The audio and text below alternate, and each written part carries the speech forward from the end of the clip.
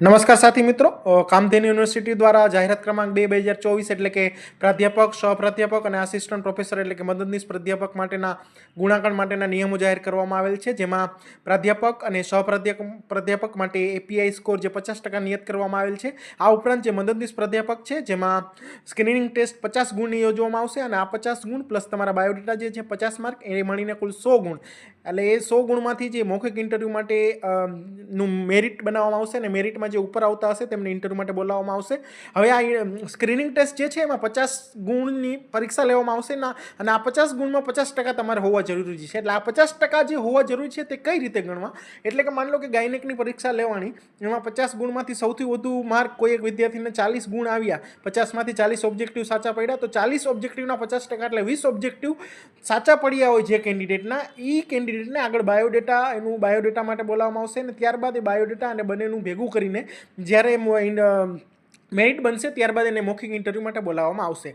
હવે 1 થી 3 જગ્યા હોય તો તેની સામે કુલ 10 ઉમેદવારને બોલાવવામાં આવશે. 3 જગ્યાથી વધારે હોય તો 3 ગણાય, 3 જગ્યાથી વધારે હોય તો કુલ 3 ગણા ઉમેદવારો બોલાવવામાં આવશે. આ ઉપરાંત ઇન્ટરવ્યૂ માટેનું જે મિનિમમ લાયકી ધોરણ નક્કી કરવામાં આવેલ છે, જે 50% નક્કી કરવામાં આવેલ છે. ઇન્ટરવ્યૂમાં 50% ગુણ તમારે મિનિમમ મેળવવા એ ફરજિયાત છે. બાકી આ જે એપીઆઈ સ્કોર છે જેમાં કેટેગરી 1, 2, 3, 4 અને ત્યારબાદ એનો ટોટલ અને એવરેજની વાત કરવામાં આવેલ છે. અને ત્યારબાદ જે મદદનીશ પ્રાધ્યાપક એટલે આસિસ્ટન્ટ પ્રોફેસર માટેના બાયોડેટાના ગુણ કેવી રીતે નક્કી કરવા એની પણ અહીં વાત કરવામાં આવેલ છે. એમાં શૈક્ષણિક લાયકાતના કુલ 25 માર્ક, એમાં યુજી, પીજી અને પીએચડીના માર્ક ગણવામાં આવે છે. ત્યારબાદ મેડલ પુરસ્કારમાંના 3 માર્ક, એમાં medal, chancellor medal, merit medal યા યંગ સાયન્ટિસ્ટ એવોર્ડ તેના માર્ક આપવામાં આવેલ છે. ત્યારબાદ એક્સપિરિયન્સ, કોઈ ગવર્મેન્ટ, આરએ, એસઆરએ, એસઆરએફના માર્ક પણ અહીંયા આપવામાં આવેલ છે, કુલ 5 માર્ક. ત્યારબાદ પબ્લિકેશનના રિસર્ચ આર્ટિકલ અથવા ફાર્મર ઉપયોગી લેખ એના માટેના કુલ 5 માર્ક. ત્યારબાદ સેમિનાર, વર્કશોપ, સિમ્પોઝિયમમાં ટ્રેનિંગમાં તમે હાજરી આપેલી હોય તો એમાં 3 માર્ક.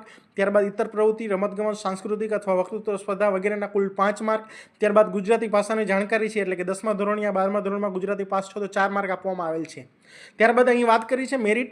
એસોસિએટ પ્રોફેસર માટે એપીઆઈ સ્કોરના 80%, ઇન્ટરવ્યૂના 20%, એટલે કુલ 100માંથી મેરિટ બનશે. એમાં જે 100માંથી ઉપર હશે તેને ઓર્ડર આપવામાં આવશે. ત્યારબાદ આસિસ્ટન્ટ પ્રોફેસરમાં જે ફાઇનલ મેરિટ છે એ બાયોડેટાના 50% અને ઇન્ટરવ્યૂના 50% એમ કરીને 100, અને એમાંથી જે ઉપરના કેન્ડિડેટ હશે એમને જગ્યા મુજબ ઓર્ડર આપવામાં આવશે. અહીં જે સ્ક્રીનિંગ ટેસ્ટ છે તે ફક્ત સ્ક્રીનિંગ ટેસ્ટ અને બાયોડેટાના માર્ક જે છે એ ફક્ત મૌખિક ઇન્ટરવ્યૂમાં બોલાવવા પૂરતું જ છે. એટલે કે સ્ક્રીનિંગ ટેસ્ટના માર્ક ફાઇનલ મેરિટમાં નહીં ગણાય. ફાઇનલ મેરિટમાં ફક્ત બાયોડેટા અને જે ઇન્ટરવ્યૂ લીધેલ છે એના માર્ક ગણાશે, બંનેના 50-50%.